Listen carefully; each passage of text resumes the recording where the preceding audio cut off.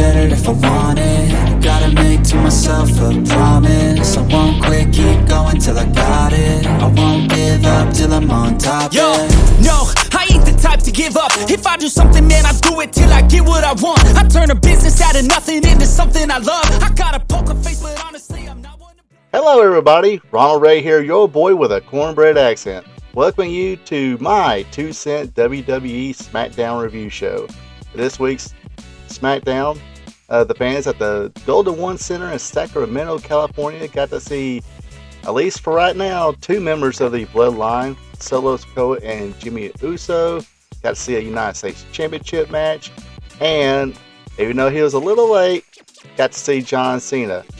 More on that later. Right now, I'd like to take the time to ask you, if you're not a subscriber yet, be a champ. Hit that subscribe button. Also, hit the like button if you like it. If you don't like it, go ahead and hit that dislike button. Leave a comment. Let me know what you thought about this week's SmackDown. Well, without further ado, let's let her rip. Of course, we begin with a opening segment with Jimmy Uso, Solo Sikoa, and Paul Heyman, the Bloodline. Of course, Paul Heyman, being the wise man, he had the mic first, talking about the whooping they put on AJ Styles, how John Cena is the second greatest of all time, of course, behind Roman Reigns. And we can't forget, they did acknowledge the tribal chief, even though he was sitting at home. And Jimmy Uso is getting a little habit of snatching the microphone away from Paul Heyman. And of course, he goes in his spiel about, again, how they whooped up on AJ Styles and John Cena. Out of nowhere, Carl Anderson appears, clearing the ring of both Solo Sikoa and Jay. After that, they had an impromptu match. Solo said, "Hey, you better take care of this, or I'm going to have to take care of this." And of course, our first match is Jimmy Uso and Carl Anderson. They get back from break. They start going at it. Carl Anderson had things well in hand until he let himself get distracted by Solo Sikoa. Then Jimmy Uso used the ancient Samoan move of gouging somebody's eyeballs. And yes, the Samoans, they're famous for doing that, and they will do it. They're mean enough and tough enough to do it. Of course, after that, super kick, Uso splash gives Jimmy the win. Carl Anderson would have a little bit more fight left in him, and would go after Jimmy Uso, but Solo Sikoa came in, made a save. Samoan spike. They leave the ring, and right at the entrance, Michi comes in, and Jimmy Uso mouths off, and he pays for it when she reached back and slaps a taste out of his mouth, knocking him on his ass. Then she runs in, tends to Carl Anderson, and let's go ahead and acknowledge right now how Cliff Lee is a very lucky man to be married to that woman. Next up is the Grayson Waller effect. Bobby Lashley is the guest. He said, "Hey, he got the Street Profits wrong. Thought he can give them that killer instinct that they were lacking, but he was wrong." Then Grayson said, "Hey, what about me and Austin Theory?" And Bobby Lashley just kind of laughed it off, said, "Nah, I'll pass that. I'll pass on that." Out comes the Street Profits. Lashley comes out, says, "Look, prove yourself. Don't stare at me. Go out and prove yourself." Then as Bobby Lashley was leaving, Austin's Theory music hits. He comes out. They give each other a little bit of a stare. He walks to the ring and preparing for his match against Cameron Grimes. Alright, the next match, of course, is Austin Theory against Cameron Grimes. Short little match here. Cameron had a pretty good showing here, but he also lets himself get distracted by Grayson Waller. Ate the post.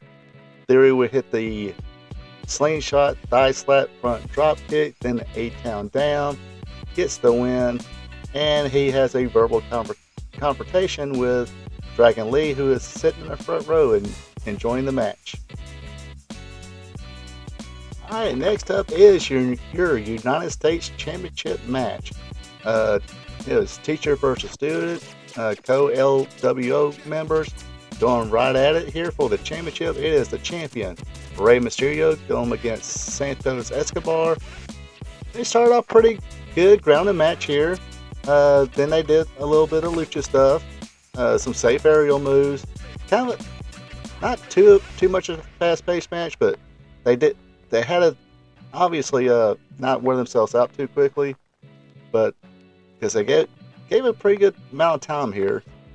Escobar would get a bigger portion of this match, showed his aggression, almost had him, but Rey Mysterio went up countering the Phantom Driver with a cradle for the win. Like I said, this is a pretty good match. One of the things I always griped about Santos Escobar was his timing, but I think they kind of like slowed it down a little bit, so his timing won't be way off. Since this is pretty much a high-profile match here. But like I said, Rey would pick up the win, and I almost thought the Profits would come in towards the end or something like that to cause a Smiles ending double disqualification, but they didn't.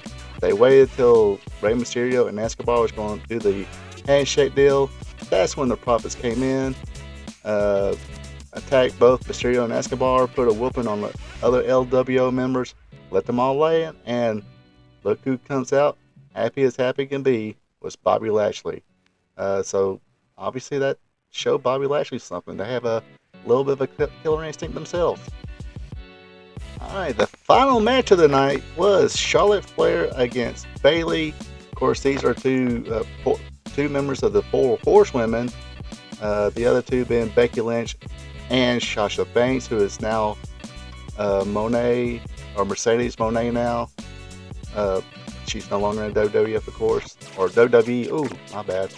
Anyway, Charlotte got on the mic, asked what's wrong with Bayley, claimed that Bayley now is a stepping stone more than a dominant woman. She also said after she beats Bayley, she's going to challenge Io Sky at Fastlane for the WWE Women's Championship. Bell rings, Bayley goes after Flair. Charlotte comes back with the booby chops. Bayley would nail an elbow from the apron to get the advantage. This kind of kept going on. It was a good little 50-50 match, back and forth match going on. Bayley showed Charlotte that them booby chops don't feel too good, but she would eat a spear. Charlotte wins. Damage Control would corner Charlotte. Then Asuka came out, even things out a little bit. Had some words for Damage Control. Bayley grabbed the mic, said, "Fine, it will be a triple threat match for the WWE Women's Championship on Fastlane. Io Sky, Charlotte, and Asuka." Because Bayley's like, "Hey, if that's what Asuka asked for," and Io was like, "Hey, that's not what Asuka said," but who knows what's going on there. Next. Alright, final segment time is John Cena. It involves John Cena. Kept getting reports that John Cena's running a little late. We had a match going on. After that match, playing lands. They have another match. After that match, it was announced that John Cena's playing lands again. Either way, John Cena finally comes out, contract in hand, saying, "Look, I'm looking to compete, but I can just take this contract right now, rip it up, and forget about it, or fight." Of course, John Cena chooses to fight. This is all about the hustle, loyalty, respect, and never giving up. Out comes Jimmy Uso and Solo Sikoa. Jimmy Uso says, "Look, you're not going to make it to Fastlane, buddy." So John Cena says, "Alright, let's go at it." He nails Jimmy Uso. Him and Solo go at it. And it looks like he's going to put Solo Sikoa in the attitude adjustment. But as always, the numbers game catches up. And this is what happens. Isn't anybody gonna help that poor man?